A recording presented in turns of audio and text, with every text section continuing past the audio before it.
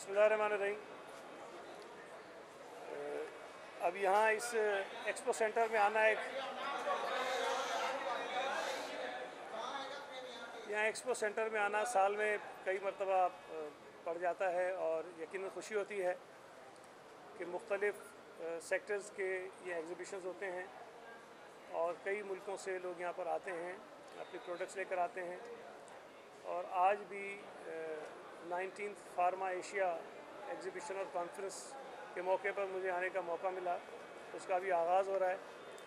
3 दिन तक इस एग्ज़िबिशन ने चलना है और इसमें मुझे बताया गया है कि दुनिया के 14 ममालिक से 541 डेलीगेट्स आए हुए हैं और तकरीबन 600 के करीब शायद यहाँ पर स्टॉल्स मुख्तलिफ़ लोगों ने लगाए हुए हैं।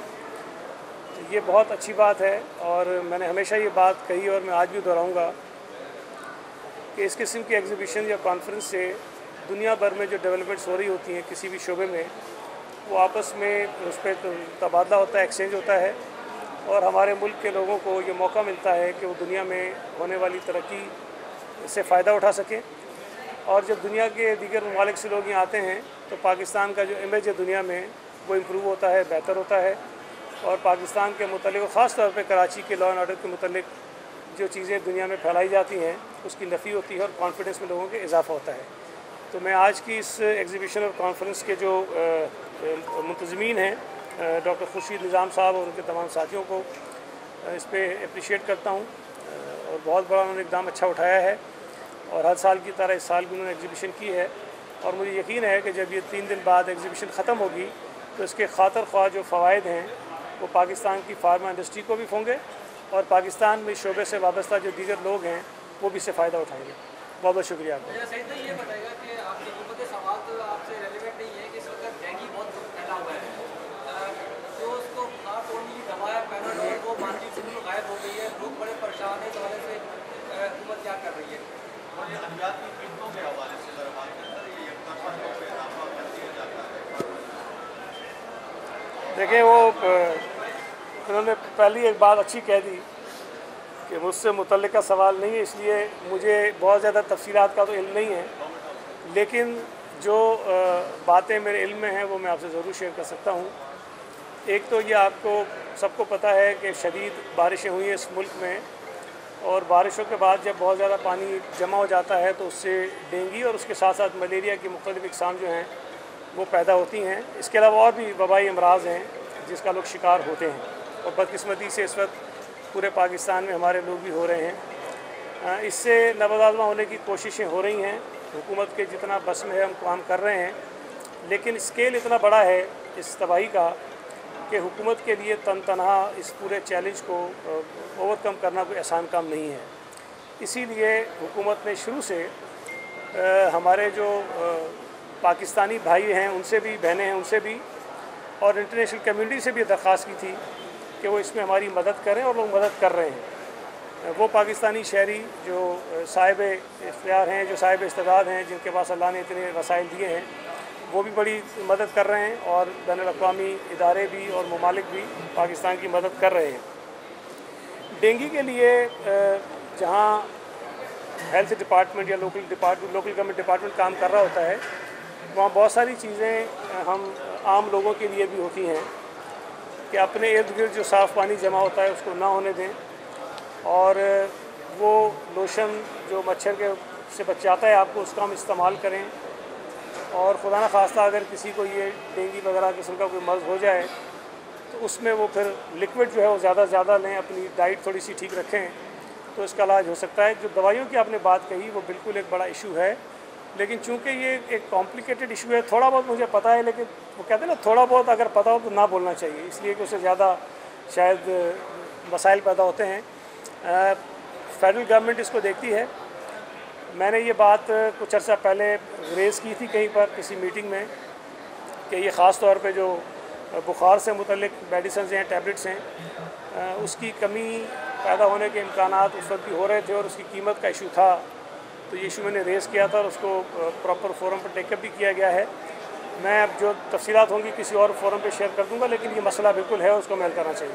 सर मुझे बताइएगा कि जो ये फ्यूमिगेशन है, ज़ाहिर तमाम ममालिक में ये होता है जब बारिश होती है उसके बाद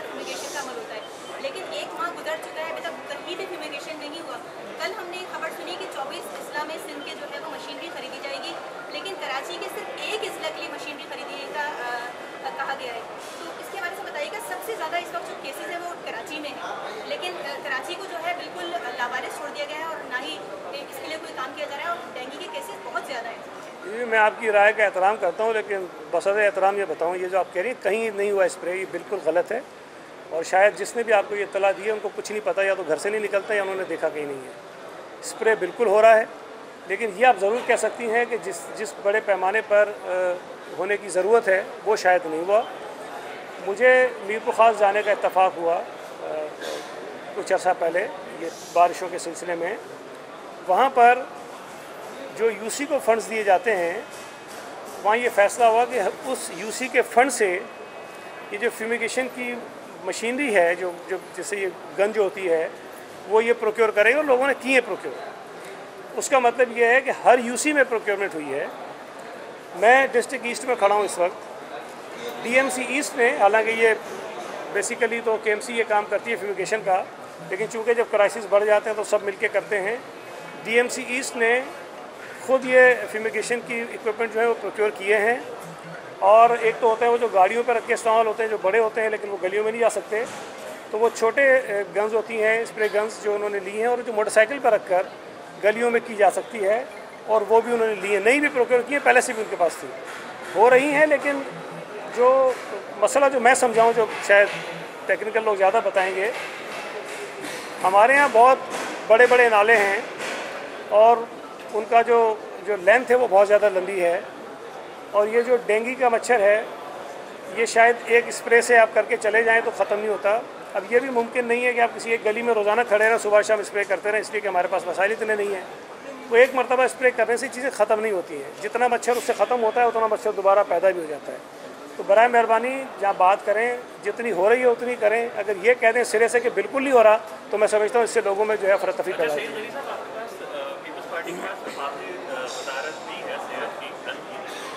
जेनेरिक दवाओं के हवाले से मेरा पहला सवाल कोऑर्डिनेट होगा इस मौके पे।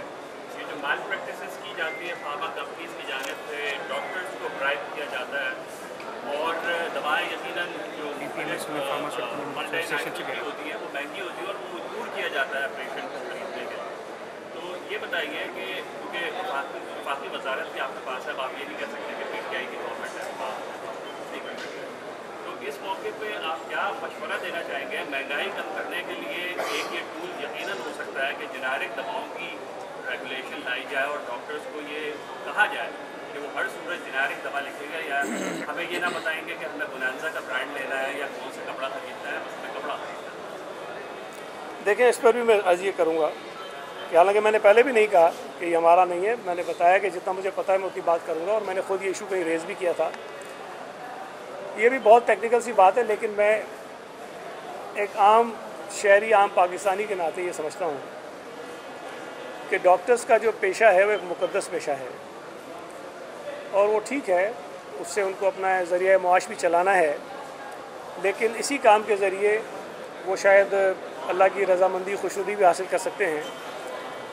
अगर तो कोई डॉक्टर इस किस्म की प्रैक्टिसेस में इन्वॉल्व है कि वो लोगों को मखसूस किसी फार्मास्यूटिकल कंपनी की दवाइयाँ लिख के दे, और वो जिसकी कीमत भी ज़्यादा हो, जो आपने कहा कि शायद उसको ब्राइब भी किया जाता हो, तो ये बहुत ही नामुनासिब बात है डॉक्टर के एंड पर भी और जो फार्मास्यूटिकल कंपनीज़ हैं उनके एंड पर भी। अब इसके लिए मुझे नहीं पता कोई पहले से कानून मौजूद है कि नहीं मौजूद, या इसको किस तरह से रेगुलेट किया जा सकता है कि नहीं किया जा सकता। और हमारे मुआशरे में जहाँ आम तौर पे जो आम लोग हैं उनको इतना इल्म इन चीज़ों का नहीं होता, और उनकी सादगी का शायद ये फ़ायदा उठाया जाता है। तो ये ज़िम्मेदारी मैं समझता हूँ कि डॉक्टर्स की और फार्मास्यूटिकल कंपनीज़ की ज़्यादा बनती है कि अल्लाह ताला ने अगर उन्हें मौका दिया है कि वो एक अच्छा कारोबार कर रहे हैं या अच्छे एक पेशे से वाबस्ता हैं जिससे वो पैसे भी कमा रहे हैं, लेकिन उसको आवाम की फलाह और उनकी बेहतरी के लिए भी इस्तेमाल करें। बाकी जो आप कह रहे हैं कि जी कानून क्या होना चाहिए, मेरे इल्म में नहीं है, मैं चेक करके बात कर सकता हूँ।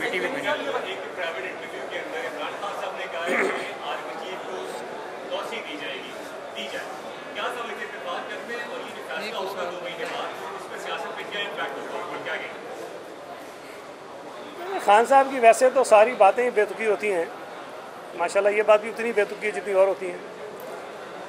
एक बात मुझे समझ नहीं आती जब वो कहता है कि जी ये हुकूमत कैसे जो है वो किसी आर्मी चीफ को अपॉइंट करेगी। इस मुल्क में अपॉइंटमेंट सिर्फ आर्मी चीफ का नहीं होता, लातादाद अहम अपॉइंटमेंट्स होते हैं जो हुकूमत वक्त करती हैं और कानून और आइन के मुताबिक करती हैं। और जब वो कहता है कि ये किसी को लेकर आ जाएंगे अपने आर्मी चीफ को, तो वो सईद गनी को तो लगाएंगे नहीं, राना सनाउल्लाह को तो लगाएंगे नहीं, शजील मेमन को तो लगाएंगे नहीं आर्मी चीफ। आर्मी चीफ अगर कोई शख्स लगेगा तो पाकिस्तान की फ़ौज के जो सीनियर तरीन लेफ्टिनेंट जनरल्स हैं उन्हीं में से किसी ने लगना है। तो हुकूमत के पास चॉइस जो है वो लामहदूद नहीं होती और उनके पास ये आज़ादी नहीं होती कि वो जिसको चाहें जहाँ से उठाएं आर्मी चीफ लगाते हैं, ऐसा नहीं है। ये इमरान खान की जो बात थी मैं समझता हूँ कि इंतहाई काबिल मज़म्मत थी और ये उस पूरे बयानिए का हिस्सा थी जो वो पाक फ़ौज के अंदर एक निफाक और एक डिवीज़न पैदा करने की कोशिश कर रहा था। शहबाज गिल उसका हिस्सा है और बहुत सारे इवेंट्स हैं जिस पर उन्होंने ये बात कही है इस तरह की। मैं ये समझता हूँ कि इस मुल्क में आइन और कानून की बालादस्ती होनी चाहिए। जो भी शख्स आइनी तौर पर वज़ीर आज़म के ओहदे पर फायज़ है, आइन ने जो जो उसको इख्तियारात दिए हैं वो इख्तियारात उसको इस्तेमाल करने से कोई एक शख्स नहीं रोक सकता। आर्मी चीफ़ की तैनाती वक्त पर होनी चाहिए और हुकूमत वक्त को करनी चाहिए। इमरान खान के पास आइनी तौर पर, अखलाकी तौर पर ये कोई जवाज़ नहीं है कि उनकी से उनका मशवरा भी शामिल हो कि जी किसको आर्मी चीफ लगाया जाना चाहिए। पुलिस और रेंजर्स कराची में जो नाकाम हो गई है, जो डकैती जो है वो कराची वाले निशाने पर है, मतलब चौराहा हो, गली हो, होटल्स हो, कहीं भी बहुत ज़्यादा जो है वारदातें बढ़ गई। इसमें कुछ कमेंट करें क्या? देखें, एक तो मैं आपसे इत्तफाक करता हूँ कि जब इस किस्म के वाक़यात होते हैं स्ट्रीट क्राइम्स के, तो लोगों में बेचैनी ज़रूर पैदा होती है और हुकूमत की ये ज़िम्मेदारी है कि इस किस्म के जराइम पर काबू पाए और उनको ख़त्म करे। लेकिन ये भी एक हकीकत है कि दुनिया के जितने बड़े शहर हैं, जितनी आबादी उनकी ज़्यादा होती है, वहाँ ये स्ट्रीट क्राइम जो हैं वो होते हैं और बाज़ औक़ात उनमें कुछ ज़्यादा तेज़ी आ जाती है, उनकी जो केसेस हैं वो बढ़ जाते हैं। लेकिन जब ये चीज़ें सामने आती हैं तो फिर यकीनन पुलिस और दीगर इदारे उस पर बैठकर काम करने की कोशिश करते हैं और ज़ाहिर कुछ चीज़ें ऐसी की जाती हैं जिससे इस क्राइम पर कंट्रोल हो।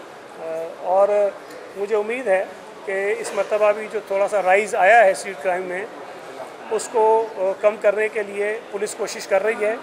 हुकूमत सिंध भी उनके ऊपर नज़र रखे हुए सवाल जवाब उनसे ज़रूर करती हैं, इस पर मीटिंग्स भी हुई हैं और अल्लाह ने चाहा तो हम कोशिश करेंगे कि इसमें कमी आ जाए। लेकिन ये कि इसमें शहरियों को जो मुश्किल पेश आ रही है उसका हमें एहसास है।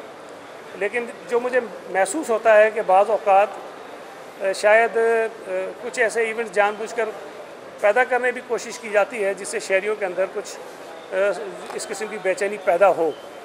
हमें थोड़ा सा ज़िम्मेदारी का मुजाहरा करना चाहिए। मैं शायद आपके सवाल से तो उसका ताल्लुक़ नहीं है, लेकिन ये एक बड़ा इम्पोर्टेंट इशू है कि इस वक्त सूबा सिंध में है, तो पंजाब में भी, केपी में भी, बलूचिस्तान में भी, गिलगित बल्तिस्तान में भी जो सैलाब और बारिशों से नुकसानात हुए हैं, इतने बड़े क्राइसिस हैं कि शायद हमें इसका अंदाज़ा बाज़ लोगों को नहीं हो रहा। मैं आपको ख़ुद अपना बताऊं कि कराची में जब मैं बैठा था तो मुझे अंदाज़ा था कि बहुत नुकसान हुआ है, लेकिन जब मैं मीरपुर खास गया तो मेरे रोंगटे खड़े हो गए कि जो अंदाज़ा मैं कराची बैठ के कर रहा था उससे 100 गुना ज़्यादा सूरत हाल ख़राब थी। जब आपके 3.5-4 करोड़ लोग मुतासिर हों तो किसी हुकूमत के लिए ये मुमकिन नहीं है कि उन लोगों को फौरी तौर पर रिलीफ फराम कर सके। ये मुमकिन नहीं है, ह्यूमनली इम्पॉसिबल है। ये नेशनल क्राइसिस हैं, एक कौमी इशू है। इस पर तमाम लोगों को मिलकर ये कोशिश करनी चाहिए, कौमी जज्बा पैदा करना चाहिए ताकि लोगों को ना सिर्फ उनकी मदद करें बल्कि अंदर उम्मीद पैदा करें उनके अंदर कि हम तुम ठीक हो जाओगे। लेकिन इस मौके पर भी मैंने देखा कि बाज़ टीवी चैनल्स के जब एंकर्स वहाँ गए तो जिस किस्म के सवालात पूछे जाते हैं उनसे, उससे अफरा तफरी पैदा होती है। अगर ये सवाल किया जाएगा कि तुम्हारा MPA कहाँ है, अब एक MPA अगर पूरा ज़िला उसका मुतासिर हो तो क्या ये मुमकिन है कि वो हर आदमी के पास जाएगा और उसकी कोई बेचारे की वो उसकी मदद करेगा? मुमकिन नहीं है। मैं आपको बता रहा हूँ, कम से कम सूबा सिंध की हद तक हमारे जितने MPAs हैं, जितने MNAs हैं, जितने सेनेटर्स हैं, सब अपने हलकों में हैं और कोशिश कर रहे हैं कि लोगों की मदद करें, लेकिन ह्यूमनली पॉसिबल नहीं है। कहा गया कि जी बड़े लोगों ने, पीपल्स पार्टी के लोगों ने अपनी ज़मीनों से पानी निकाला, जिस इलाके में मैं गया हूँ मीरपुर खास में, हमारे सारे MPs MNAs की ज़मीनें डूबी हुई थी, किसी ने पानी अपनी ज़मीन से नहीं निकाला, उनको नुकसान हो रहा था। तो हमें इस मौके पर लोगों को एतमाद देना चाहिए इदारों के ऊपर, हुकूमत के ऊपर, बजाय इसके कि उनको हम तनकीद का निशाना बनाएं, उनका सहारा बने ताकि लोगों की मदद कर सकें। अगर इस मौके पर लोगों पर तनकीद होगी, हुकूमत पर तनकीद होगी, वज़रा पर तनकीद होगी, MPs MNAs पर तनकीद होगी, तो शायद लोगों के अंदर जो मायूसी है वो गुस्से में तब्दील होगी, और ये गुस्सा जब फैलेगा, लॉ एंड ऑर्डर की सूरत पैदा होगी, तो जो मदद हम कर पा रहे हैं वो भी नहीं कर सकेंगे। ये बहुत सीरियस इशू है। बदकिस्मती से जब से ये PTI वजूद में आई है, तब से इन्होंने कभी किसी इशू पर कौम को मुत्तफिक होने ही नहीं दिया। ज़लज़ला आया, पूरी कौम इत्तफाक कर गई क्योंकि PTI नहीं थी। 2010 और 11 का बारिशें और सैलाब आए, पूरी कौम एक हो गई इसलिए कि PTI नहीं थी। जब से इनको अरूज मिला, APS का वाक़या हुआ, कौम एक नहीं हो सकी। उसके बाद ये अभी बारिशें हुई हैं, कौम एक नहीं हो सकी। भारत ने कश्मीर में जुल्म डाल दिया, कौम एक नहीं हो सकी, इसलिए कि वो एक होने नहीं देते। अब इस मौके पर भी अगर झूठी तस्वीरें लगाकर, झूठे इस तरह के वाक़यात बनाकर आप लोगों के अंदर बेचैनी पैदा करेंगे तो ये बहुत गलत बात है। हमें लोगों के ऊपर मदद की नीयत से जो लोग काम कर रहे हैं उनकी मदद करनी चाहिए। हम कहते हैं कि भाई ठीक है, मैं तो इस हद तक कहता हूँ कि जो लोग गुस्सा कर रहे हैं, जो मुतासिर हैं, उनका गुस्सा जायज़ है।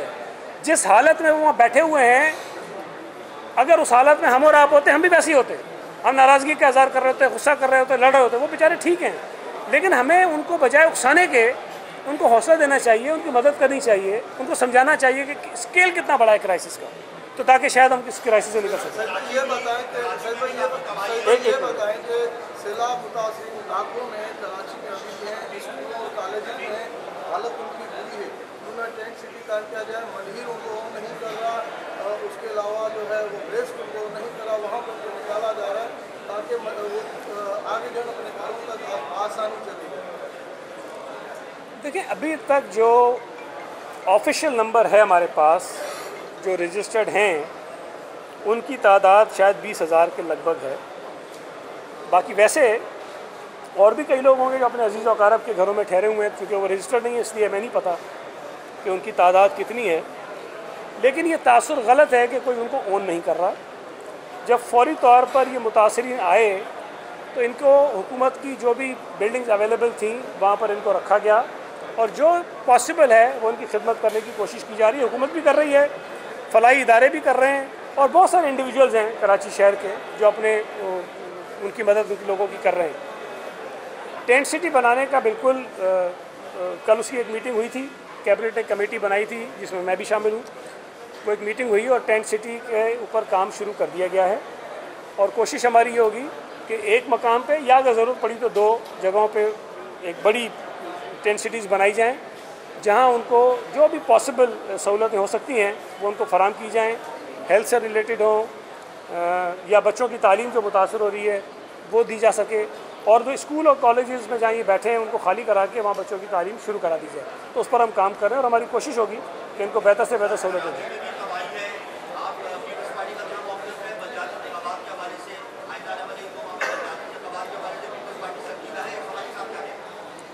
देखिए, पहली बात तो ये है कि कराची में बिल्कुल बारिशों से बहुत नुकसान हुआ, लेकिन अल्लाह का शुक्र है कराची में वो सूरत हाल नहीं है जो सूबा सिंध के 23 डिस्ट्रिक्ट्स में है। यहाँ पर वो सूरत हाल नहीं है। यहाँ कराची का इंफ्रास्ट्रक्चर ज़रूर उसको नुकसान पहुँचा है, और उसकी रिहेबिलिटेशन और रिकन्स्ट्रक्शन का काम जो है वो शुरू कर दिया गया है। जहाँ तक बल्दियाती इलेक्शंस की बात है, पाकिस्तान पीपल्स पार्टी उसमें बहुत ज़्यादा संजीदा है, और हमने किसी मौके पर भी ये नहीं कहा कि ये इलेक्शन आगे हो जाने चाहिए। अगर पहले मरहले में भी जब 24 जुलाई को हो रहे थे तब भी हुआ, तो वो आपने देखा कि 24 जुलाई को ही इत्तफाक से बारिशें हो गई बड़ी शदीद। तो इलेक्शन कमीशन ने जो महकमा मौसमियात से राय ली थी उसको वो दुरुस्त साबित हुई।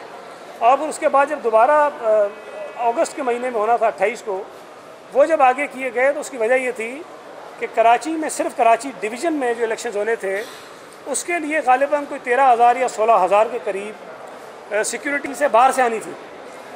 अब बाकी सिंध में जो सूरत हाल हो गई है बारिशों के बाद, तो एडमिनिस्ट्रेशन ने और पुलिस ने उन्हें बता दिया कि जी हम इस पोजीशन में नहीं हैं, हम आपको किसी और ज़िले से पुलिस फोर्स निकाल कर कराची को दे सकें इलेक्शन के अरेंजमेंट्स के लिए। और फिर बाकी और भी बहुत तफसीली वजूहत इलेक्शन कमीशन ने वो बताई। तो इस बिना पर जो है वो इंतखाबात आगे हुए हैं। जैसे ही सूरत-ए-हाल इस काबिल हो कि इलेक्शन कमीशन ये महसूस करे कि इलेक्शन हो सकते हैं, बिल्कुल होने चाहिए। बोल किसी के भी दबाव में आकर अपने फैमिली मेंबर्स को अलहदा नहीं करेगा। बोल हमेशा आवाम की आवाज बनता रहेगा और आवाम के मसाइल दिखाता रहेगा। बोल की आवाम से खुसूसी दुआओं और साथ देने की अपील। सबसे ज्यादा व्यूज, सबसे ज्यादा रील्स और सबसे ज्यादा रेटिंग के साथ बोल अब भी नंबर 1 पोजीशन पर बरकरार। सब्सक्राइब करें और बेल दबाएं ताकि कोई खबर रह न जाए।